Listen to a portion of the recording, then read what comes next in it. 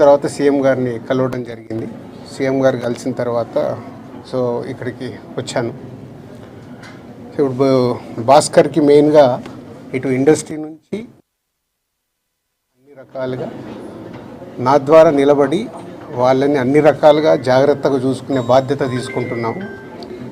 అలాగే భాస్కర్ని అడిగాను ఇప్పుడే, వర్కింగ్ ఇన్ ప్రైవేట్ జాబ్.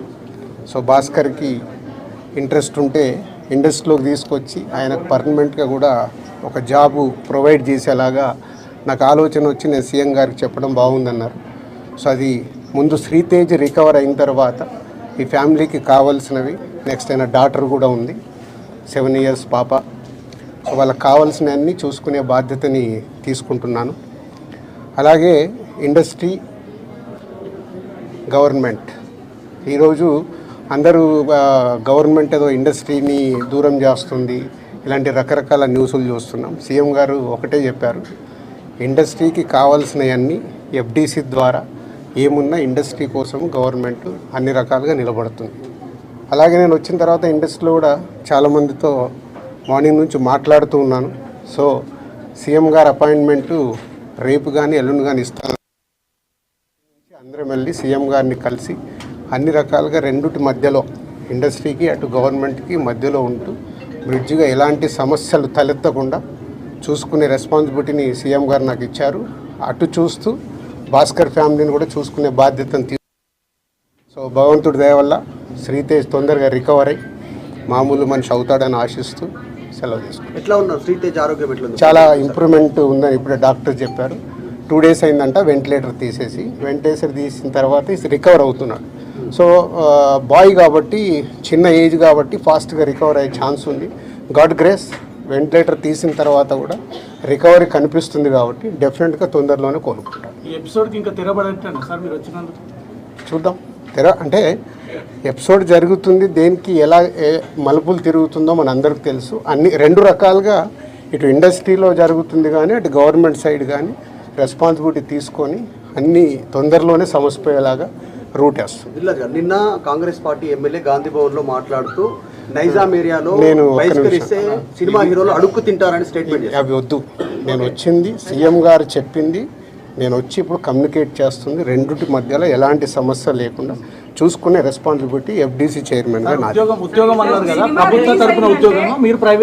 ప్రైవేట్గా ముందు ఫిలిం ఇండస్ట్రీ నుంచి నేను చేయాల్సింది ఏంటంటే, నేను నిర్ణయం తీసుకుంటున్నాను, సీఎం గారికి కూడా చెప్పాను. రేపు అక్కడి నుంచి గవర్నమెంట్ నుంచి ఏమొస్తుందని మనం చూద్దాం. ఒక సినిమా రిలీజ్ అయిందంటే ఖచ్చితంగా అభిమానుల దగ్గరికి వచ్చి పలకరించడం, సినిమా గురించి అభిమానులతో కలిసి చూడడం అనేది ఆయనమైతేగా వస్తుంది. ఇప్పుడు అవన్నీ లేవని చెప్తూ ఉన్నారు. దీని గురించి మీ రియాక్షన్ ఏంటి? అట్ ది సేమ్ టైం కాదమ్మా, ఒక్క నిమిషం, ఇలాంటివి జరగడము దురదృష్టం. ఎన్నో సినిమాలు రిలీజ్ అవుతాయి, మరి ఎప్పుడు జరగవు కదా. అప్పుడప్పుడు ఎవరు కావాలని చెయ్యరు, సిచ్యువేషన్ వల్ల జరిగిన ఇన్సిడెంట్ ఇది. ఎవరైనా కావాలని చేస్తారా? ఇప్పుడు వాళ్ళు కూడా ఆనందంగా కుటుంబంతో అక్కడ చూద్దామని వచ్చారు. దిల్సుఖ్ నగర్ నుంచి సంధ్యా థియేటర్కి వచ్చారు అంటే వాళ్ళకు ఒక ఆనందం పొందటానికే వస్తారు. దురదృష్టం ఇలాంటి సంఘటన జరగడం. ఇలాంటి సంఘటన చెయ్యాలని ఎవరు చేయరు, జరిగింది కాబట్టి దీనికి అన్ని రకాలుగా చూసుకొని చేయాల్సిన బాధ్యత పౌరులుగా మా పైన ఉంది, అలాగే మీడియా పైన కూడా ఉంది. మనందరికీ రెస్పాన్సిబిలిటీ ఉంది. దీన్ని మనము మీ సైడ్ నుంచి కూడా రెస్పాన్సిబిలిటీ ఏంటి, కరెక్ట్గా చూపించిందే 10 సార్లు చూపించి 10 సార్లు వేసి జనాలకు కాకుండా జాగ్రత్త. ఇప్పుడు నేను మాట్లాడాను, దీంట్లో ఉన్న మంచిది జనాల దగ్గరకు తీసుకెళ్లి సొసైటీకి ఉపయోగపడేలాగా చేయాలి. ఇప్పుడు మీరు చెప్పినారు ప్రభుత్వానికి ఇండస్ట్రీకి మధ్య బ్రిడ్జ్ లాగా మీరు పనిచేయబోతున్నారని. సీఎం చెప్పిన మాటలకి అల్లు అర్జున్ కౌంటర్గా ప్రెస్ మీట్ పెట్టి అవన్నీ కమెంట్స్ చేసినారు, మీరు చూసే ఉంటారు. అట్లా కాదు, ఫాల్స్గా చెప్తున్నారు అని. దాన్ని మీ అబ్జర్వేషన్? నేను అదే కదా రాత్రి వచ్చాను, వచ్చి ఇప్పుడు సీఎం గారిని కలిశాను.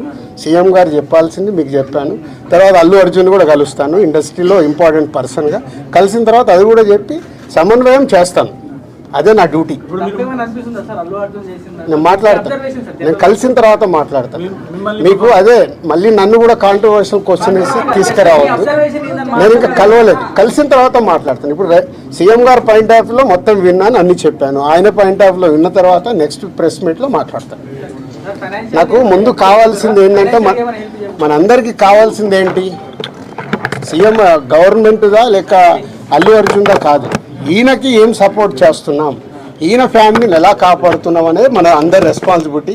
దాని మీద ఫోకస్ చేద్దాం. ఈ ఎస్ ఫైనాన్షియల్గా అన్ని రకాలుగా భాస్కర్కి నిలబడబోతున్నాం. అది నేను లీడ్ చేస్తున్నాను, నేనే పక్క నుండి నేను అన్ని చేయిస్తాను. అది చెప్పడానికే సీఎం గారు చెప్పమన్నారు. ఈరోజు ద్వారా కూడా ఆయనకు జరగాల్సింది డెఫినెట్గా జరుగుతుంది. లాజికల్గా టెక్నికల్గా జరగాల్సిన అన్ని అయిపోయిన తర్వాత భాస్కర్కి అందరం పక్కన నిలబడి కాపాడుకునే బాధ్యత మాది. ఎందుకంటే ఇప్పుడు ఈరోజు బాబుకి అయ్యే ఎక్స్పెన్సెస్ కావచ్చు, పిల్లగాన్ని చదివియాలి, పాపం చదివియాలి, ఆయనకున్న చిన్న ఉద్యోగము, ఫ్యామిలీని కాపాడుకుంటూ ఆయన చేయాల్సిన బాధ్యత ఉంది. కాబట్టి ఆయనకు అందరం మేము అండగా నిలబడి చేస్తాం. నా డ్యూటీ నేను చేస్తున్నాను, నీ డ్యూటీ నువ్వేం చేస్తున్నావు? నువ్వు నాకు క్వశ్చన్స్ వేస్తున్నావు. ఎఫ్డీసీ చైర్మన్గానే సీఎం గారు అక్కడి నుంచి చెప్పాల్సింది చెప్తున్నాను. నేను సీఎం గారు చెప్పిందే చెప్తున్నాను. సో ఈరోజు వచ్చిన తర్వాత